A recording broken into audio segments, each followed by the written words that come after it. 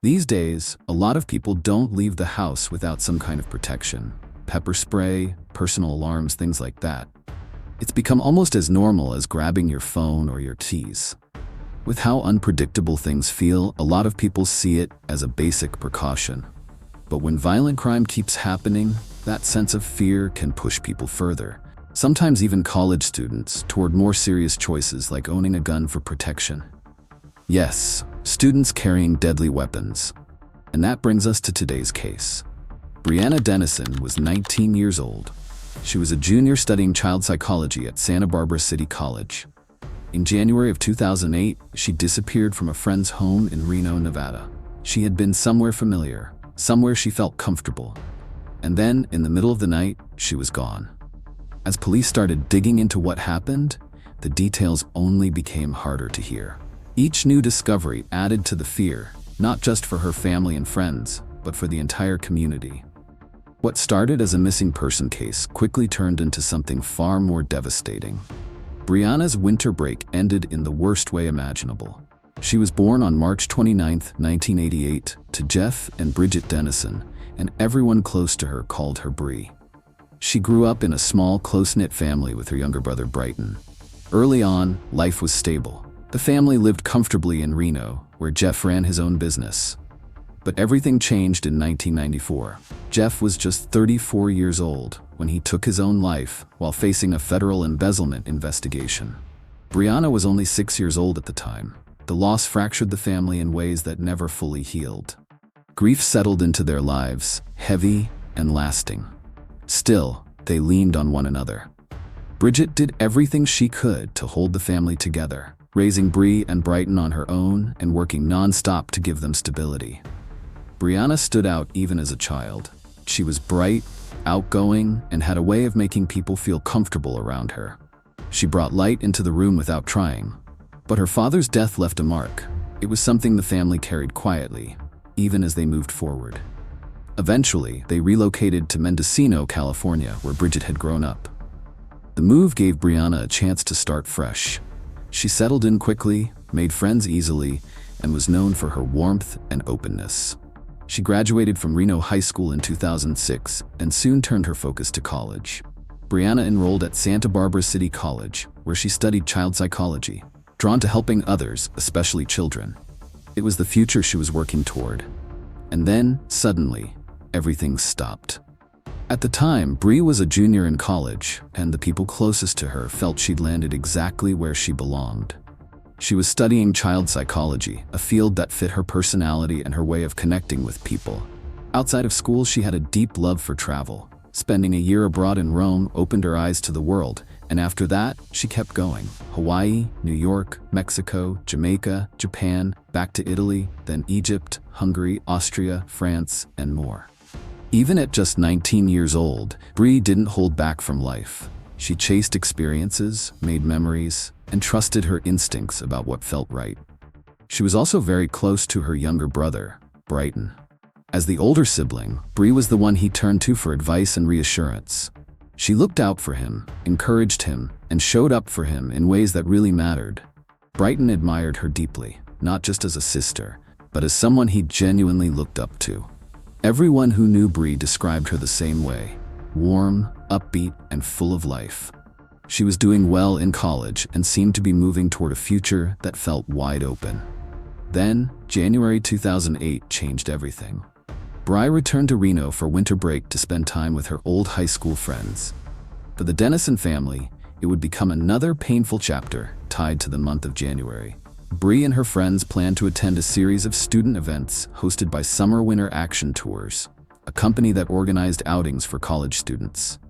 The timing lined up with Martin Luther King Jr. weekend, and the trip felt like something to look forward to. Busy, social, and fun. On the night of January 19th, their schedule was packed. They moved from one event to the next, surrounded by music, crowds, and the kind of energy that comes with a long night out. One of the main stops was a party at the Sands Regency Resort, now known as the J Resort, on North Arlington Avenue. Hours passed quickly, and before anyone really noticed, it was already past midnight.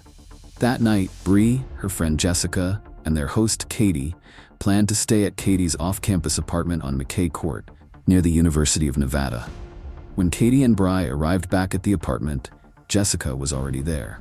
She was with a man the others didn't recognize and wanted to get some sleep, since she had work the next morning. Katie and Bri went straight to their room, changed into pajamas, and got ready for bed. Bri decided to sleep in the living room instead. She made herself a simple setup on the couch, a pillow, 2 blankets, and a stuffed bear, and settled in for the night. Katie eventually went to her own room to sleep. For some context, the apartment had a front glass door that the roommates never locked. Their thinking was simple. If someone forgot their keys and no one else was home, they could still get inside. Looking back, it was a risky choice. They were college students, and safety wasn't always top of mind. Nothing bad had ever happened before, so they assumed nothing would happen now. That sense of comfort turned out to be dangerously misleading. Phone records later showed that Bri spoke with her boyfriend, Cameron, that night. They had been together since their freshman year of college. During the call, they argued briefly about her staying out late and going to parties. Eventually, they worked things out, and the call ended on good terms. After that, it appears Bri fell asleep on the couch. The next morning, January 20th, around 9 a.m., Jessica and Katie woke up and started their day. When they walked through the living room, they noticed Bri wasn't on the couch anymore. At first, it didn't raise any alarms. They assumed she had gotten up during the night and gone to her bedroom. As the morning went on, though, Bri never came out. Hours passed. That's when uneasiness set in. They went to check her room, and she wasn't there. It became clear that Bri hadn't gone to her bedroom at all. When they returned to the living room, several things immediately stood out. One of the blankets was still on the couch, but the other was on the kitchen floor near the back door, nowhere near where Bri had been sleeping. Her stuffed bear was gone, and on the pillow she'd used, there was a red stain. Panic set in. Jessica and Katie quickly called Bri's mother, Bridget, to tell her something was very wrong. Bri's wallet, phone, and bag were all still inside the apartment. She hadn't taken any of them with her. Bridget immediately called 911. Officers arrived and searched the apartment, but there were no signs of forced entry, and nothing appeared to be stolen. With the front door unlocked, investigators believed Bri had likely been taken during the night. And the stain on the pillow only deepened the concern and the questions about what had happened. When officers looked more closely at the pillow, they noticed 3 red stains, along with smudged mascara along one side. Investigators believed Bri may have been crying during her phone argument with Cameron earlier that night, which could explain the makeup. But the stains were far more concerning, and at that point, no one could say for sure what had caused them. What disturbed police even more were tiny puncture marks on the pillow. Marks they said looked like bite impressions. That detail changed everything.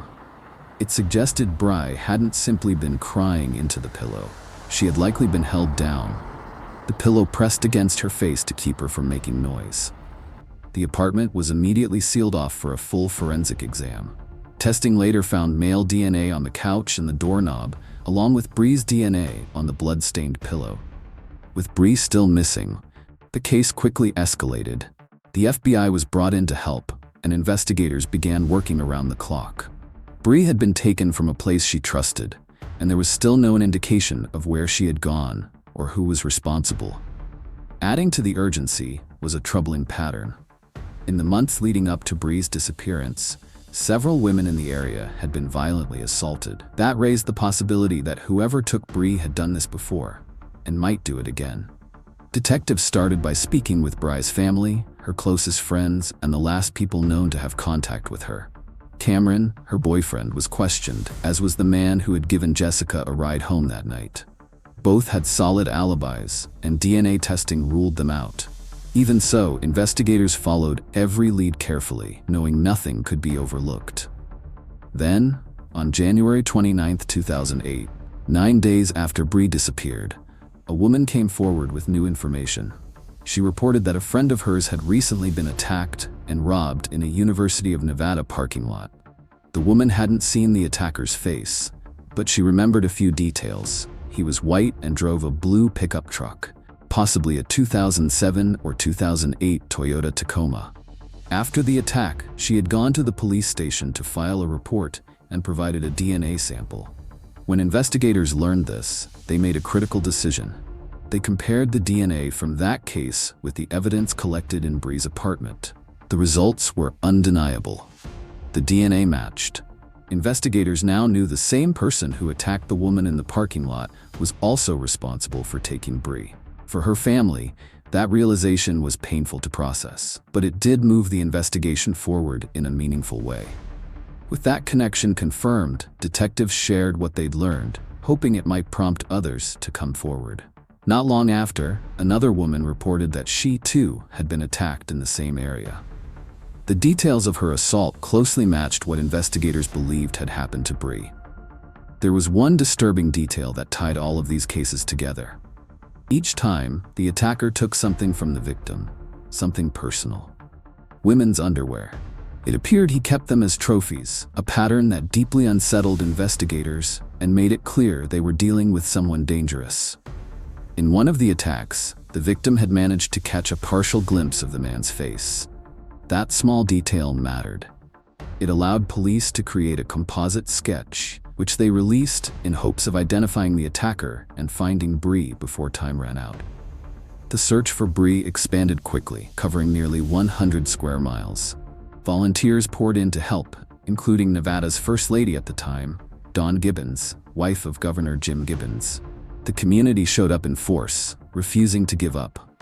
Because the first two known victims had survived their attacks, Bri's mother, Bridget, held on to hope. As long as there were no answers, she believed her daughter could still be found alive. Investigators also reviewed records of known violent offenders in the area, but nothing immediately stood out. Days turned into weeks. Then, in February 2008, nearly a month after Bri disappeared, someone finally found her. On February 15th, Albert Jimenez, an employee at E-Technologies, was driving back from a lunch break at a Reno subway when he noticed something on the side of the road near an empty lot. At first glance, it looked like a doll, partly covered by bright orange socks. But it wasn't a doll. As he got closer, he realized it was the body of a woman. Shaken, Albert ran back to his workplace and called police right away. Even before officers arrived, it was clear the situation was serious. Near the body were two pairs of underwear, one that was later confirmed to belong to Bri and another that couldn't immediately be identified. Shortly after, authorities confirmed what her family feared most. The remains were those of 19-year-old Brianna Dennison. For her loved ones, the news was devastating. After weeks of hope, searching, and waiting, the outcome they had tried not to imagine had become reality. The autopsy results were difficult to take. Bri had suffered severe injuries, and investigators believed she was likely killed with someone's bare hands. When police shared those findings with her loved ones, one detail stood out to Bri's friend Katie. It didn't make sense. One of the unidentified pairs of underwear found near Bri's body turned out to belong to Katie. That discovery raised a disturbing question. How could the killer have gotten it? There was only one explanation that fit. He must have been inside the apartment before, moving through the rooms without anyone realizing it, watching and waiting for his moment. The idea that someone could enter their home unnoticed shook everyone involved. Even with that realization, investigators still didn't have a clear suspect. The Dennison family wanted answers, but months passed with little progress. It would take more than 10 months before the case finally turned a corner.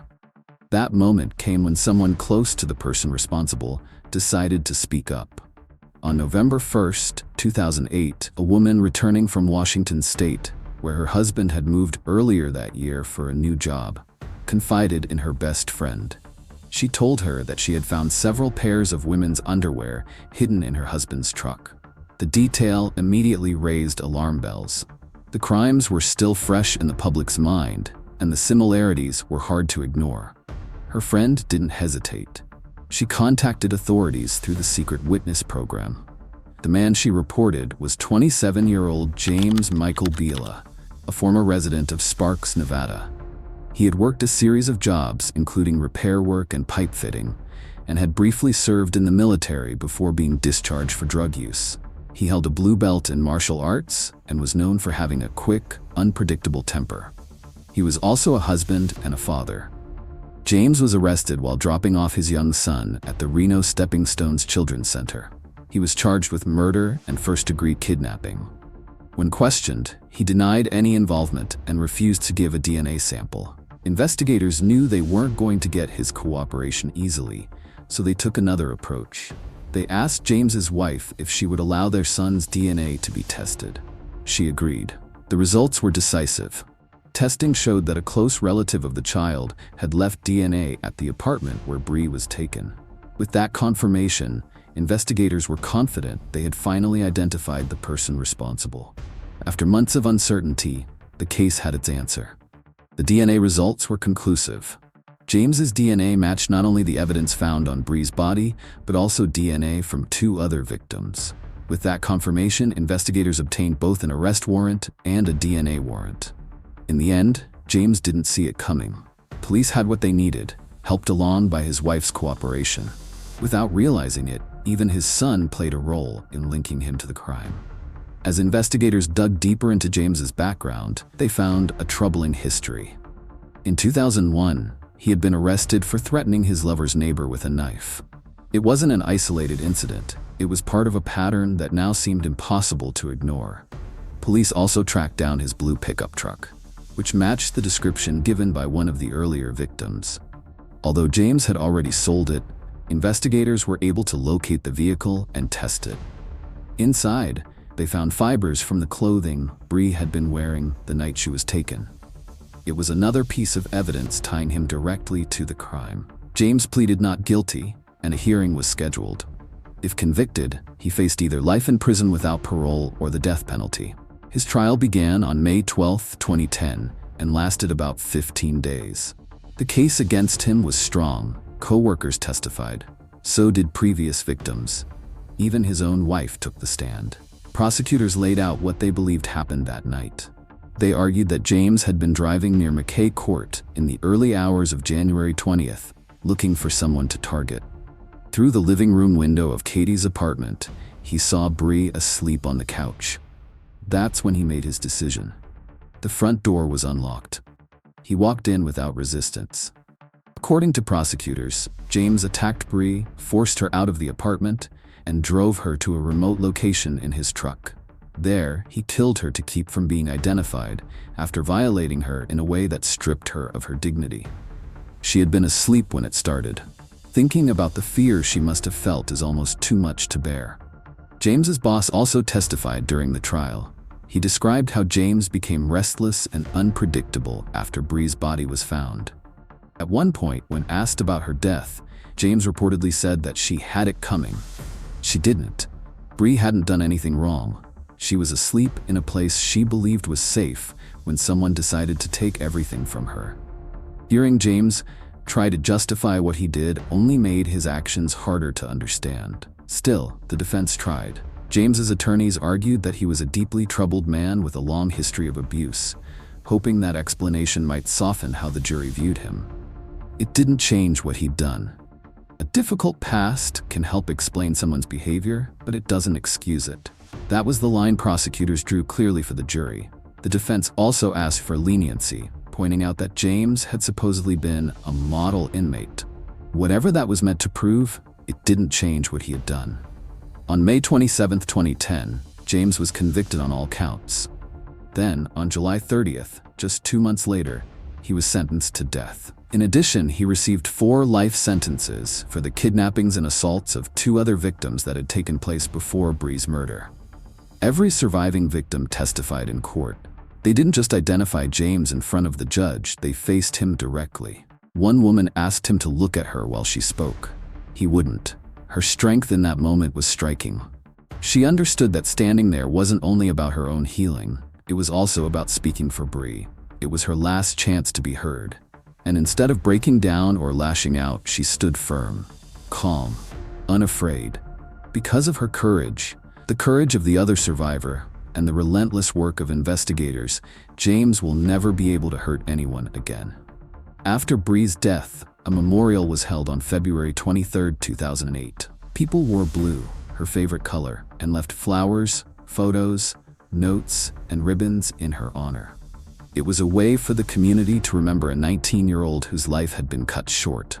In the years that followed, Nevada passed what became known as Brianna's Law. It requires all convicted felons, regardless of the crime, to submit a DNA sample to a statewide database. Had that law existed earlier, James's 2001 arrest would have placed his DNA in the system, and Bree's case may not have taken nearly a year to solve. For Bree's family, though, justice doesn't erase the loss. Bridget and Brighton had already lost a husband and a father. Now they carry the grief of losing Bree, too.